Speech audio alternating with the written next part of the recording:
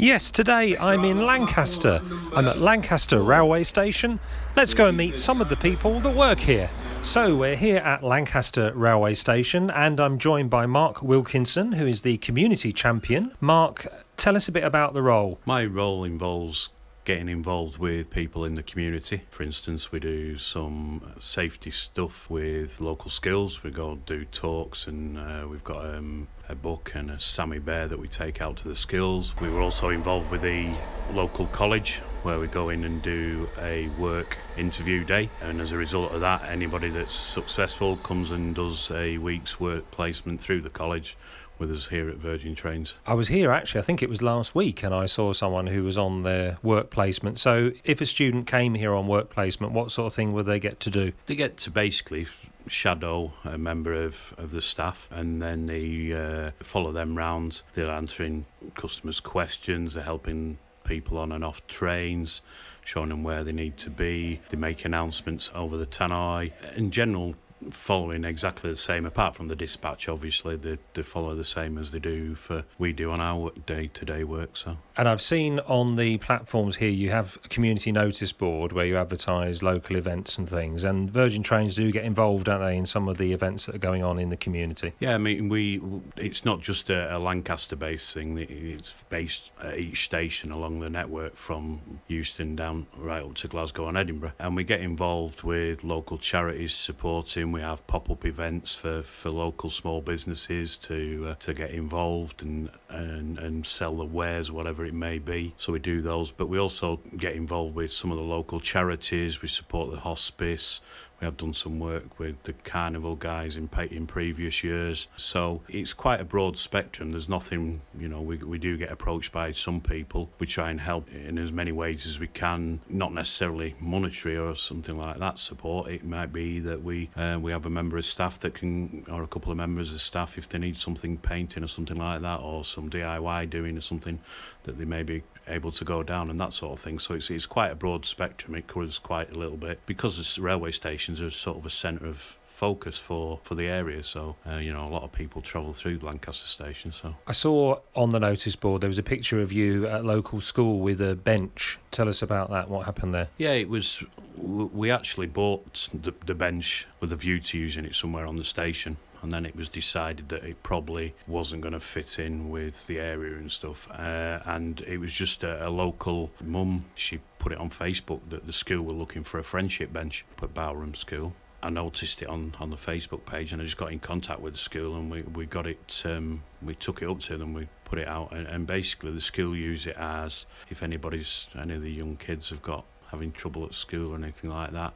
If they go and sit on the bench and one of the school council sort of see them, or anybody sees them, they can go down and sit and have a chat and they use it as, like I say, a friendship bench. And an event that you got involved in here at Lancaster Station, which is very close to my heart, last year was Green Air Rises to support the hospice. Tell us about how Lancaster Station got involved with that. As you say, it was sort of your brainchild, as it were. So, and you came and approached me to see what help we could do, and obviously with it being closely tied to the station, we had contacts for ex-members of staff.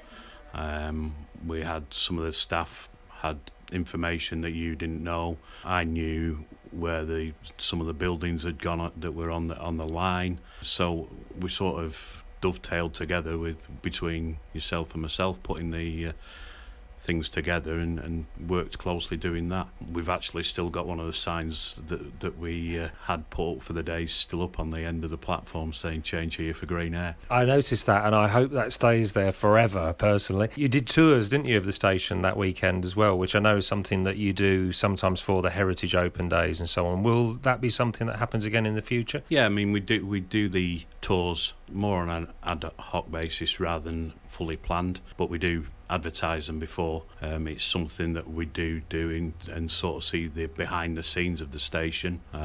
We've even done ghost tours because the station, although I've never seen anybody myself, is haunted. So we do these normally a couple a year, depending on the guys that do the tours. One's now a retired railman, and the other gentleman that did them has moved on to another job, so he's not actually just working here, so it's not as easy to arrange for these things to get set up, but they are something that we do, yeah. Well, speaking of ghastly apparitions at Lancaster Station, I think Ian the Selfie King is waiting to take me to a secret part of the station, platform 6 no less. So we'll be back for more from Lancaster Railway Station after this.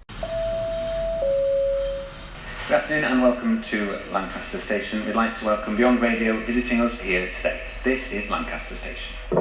Right, we're back here at Lancaster Railway Station, and I have access to a secret part of the station.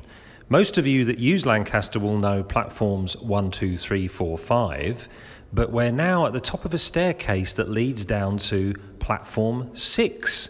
And I'm joined by Ian, one of the staff here at the station. Ian, welcome. Hello there, folks. And tell us about this hidden platform 6. Right, it's quite a unique platform.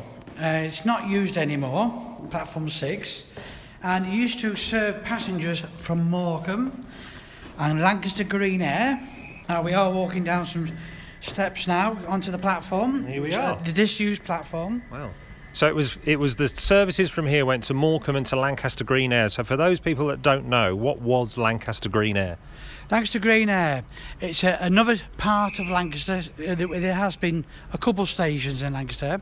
Green Air is actually Sainsbury's at this moment in time, but it was a station which served Morecambe, Leeds, Scalehall, and all these stations down in that neck of the woods. And this is the platform we're stood on now, where the trains would have rolled in. And would they have been steam trains or electric trains or?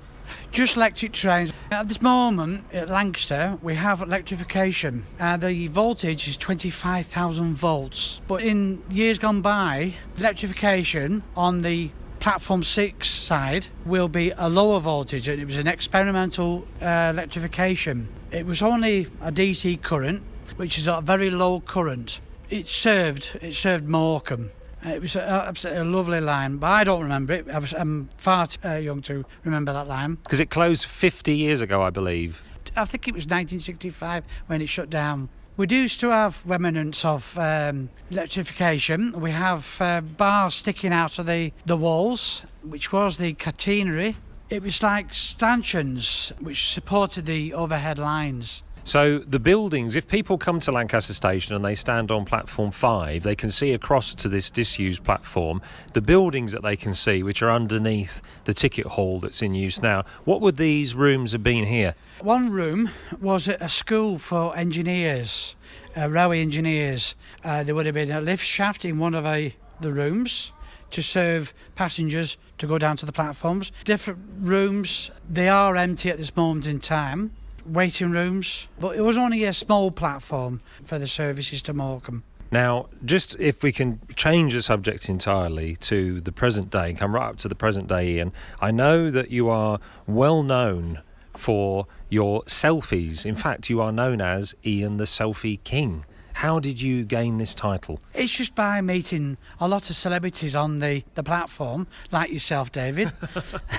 I just decided I could just do a selfie with certain celebrities on the platform. Obviously, with their permission, we do get a few people coming down here. So tell us some of the people then that have passed through that you've had a selfie with. There's Vic Reeves. We've had Sir Richard Branson, my boss. And was he okay about you doing a selfie with him? Oh yes, of course. Oh, he was well pleased with it.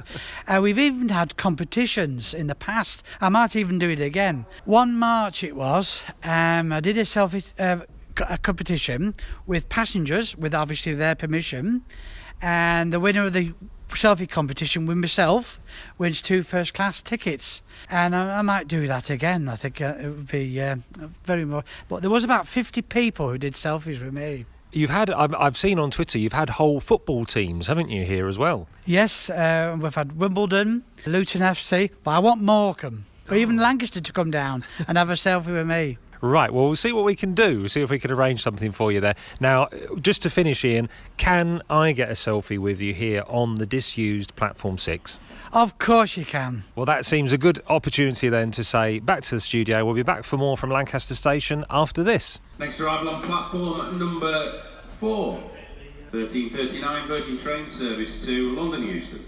Right, we're back here at Lancaster Railway Station and I'm on platform 3 now and I'm with James, the team leader. James, we've got trains coming in, trains coming out. Is this a really busy time of day? No. This sort of period between 1 and 3 o'clock, you just get your sort of occasional day travellers. It's sort of the morning and the evening peaks where you see a lot more people passing through and making journeys to and from and through Lancaster. I'm going to put you on the spot now and ask for some stats. So I'll forgive you if you don't have these off the top of your head. How many passengers a day come through Lancaster roughly? You're going to put me on the spot. Like you say, I don't have a clue. I just know that when we do have any sort of disruption to services, it looks like a lot of people. You don't realise really how many people you do have travelling through until those people can't get where they're going at the right times, and then people start to build up. You do sometimes feel a bit overwhelmed by the number of people that do use the station, because when things are running normally and smoothly, you really don't get an appreciation for how many people we do have passing through. As long as connecting services all connect in and everyone gets on the trains they intend to travel, it doesn't feel so busy. We do have busy periods, commuters travelling to and from work, especially in seasonal as well. Sort of January and February are the quieter times of the year. Through to summer you get a lot more tourist travel through the station, so it varies time of day and also time of year as well. Now I imagine that the staff here, you work on different shifts, don't you, on different days. Do you have a particular time of day that you favour over another? I quite like the end of a day, sort of 10, 11 o'clock at night. So some people might think it's a bit of a creepy time to be around a building as old as this, but it's sort of a feeling of completion. Everyone's got to where they're going. Not so many customer queries, not so many people loitering around. So when you come to sort of 10:30, 11 o'clock at night and you're just doing your last bit of cleaning and tidying up and you're kind of coming to the end of the day, it's a sort of bit of a sense of satisfaction really to think. And it's sort of first thing on a Sunday morning. I quite like that as well, because you come in and you know that it's going to get busy. It's sort of like in 2 or 3 hours time, but you've got somewhere as big as this to just yourself when you come on and start shift. So I love it when it's busy and when it's buzzing and when we're flat out as well. I suppose I'm just covering all the day really, aren't I? I've not really got a favourite time, but it's sort of either the anticipation of busy or the period after, sort of the quiet of having helped hundreds of people get to where they're going and done your bit to help people on their journeys. And they say all human life passes through a railway station. You must see some interesting sights. Are there any amusing or interesting things that you can tell us about that you've witnessed here at Lancaster? Usually people leaving bits of things on trains they shouldn't. Husbands, that's a favourite. Sending them to the next station, leave them, they're not on the train. That's usually grateful though, to be fair, when you take someone's husband away from them as a rule. Prams, that's a favourite one. But it is the juxtaposition, like you say, you can have your morning commuters head into London and then all social circles all in the same space, which are any other function, any other part of society, you wouldn't have that. Where we're stood now at the end of platform 3, when I pass through the station, I frequently see rail enthusiasts gathered around this end of the platform, and they love to photograph the trains and things coming through. So you presumably get a lot of those when you have the special services, because I know there've been some steam services come through here recently. Yeah, true enough, we have regulars, and you're one as well. Don't say that you see them, you're often amongst them, Dave.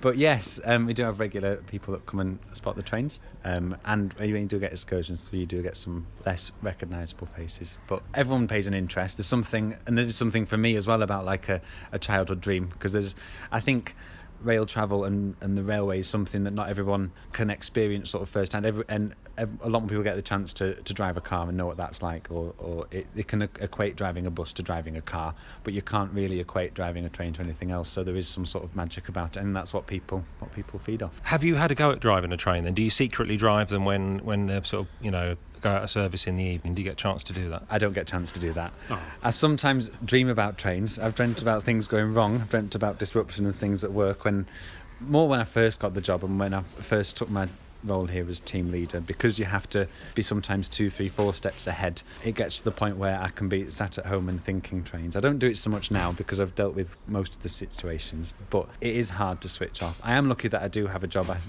Today I finish at 3 o'clock. I'll hand over to the late shift team leader, and that's my effort for the day done. In most respects, I can switch off and walk away from it, but there's always something in the back of my mind. I must do that tomorrow. Well, thank you very much for sparing some time from your busy day to join us, James, and we'll let you get back to work. You're more than welcome. I'll go and announce the London. Happy days. Train now standing at platform 1 is the 1345 Northern service to Bear Lane and Morecambe. Platform 1 for Bear Lane and Morecambe.